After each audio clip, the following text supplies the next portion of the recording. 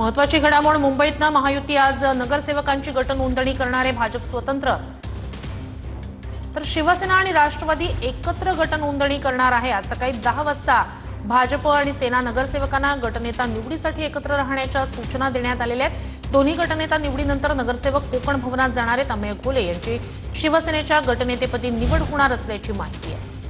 अधिक या सगळ्या संदर्भात जाणून घेऊया आपले प्रतिनिधी गिरीश गायकवाड यांच्याकडून। गिरीश, आजच्या या गटनोंदणी संदर्भात नेमके काय महत्त्वाचे अपडेट्स आहेत?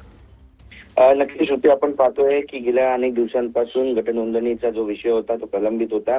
मात्र आज अखेरकार सकाळी 10 वाजता मुंबई महानगरपालिकेचे जे हेडक्वार्टर आहे मुंबईच्या सीएसएमटी या ठिकाणी सर्व नगरसेवक एकत्रित येणार आहेत आणि हे सर्व नगरसेवक एकत्रित कोकण भवनला जातील। कोकण भवनला गेल्यानंतर भाजप आपला एक वेगळा गट स्थापन करणार आहे आणि शिंदेची शिवसेना त्यासोबतच राष्ट्रवादी एकत्र गट स्थापन करणार आहे। त्यामुळे एक जो नामनिर्देशित नगरसेवक आहे त्याची देखील संख्या वाढून आणखी एक नगरसेवक त्यामध्ये सामील होण्याची शक्यता व्यक्त केली जाते। महायुतीचे एकत्रित संख्याबळ हे आता 122 पर्यंत पोहोचणार आहे।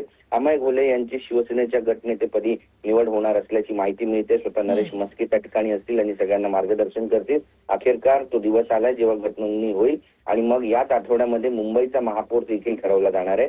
महायुतीतून कुणाची वर्णी लागणार आहे हे सुद्धा पाहणं नक्कीच अपडेट्स घेऊस। तुर्तास धन्यवाद।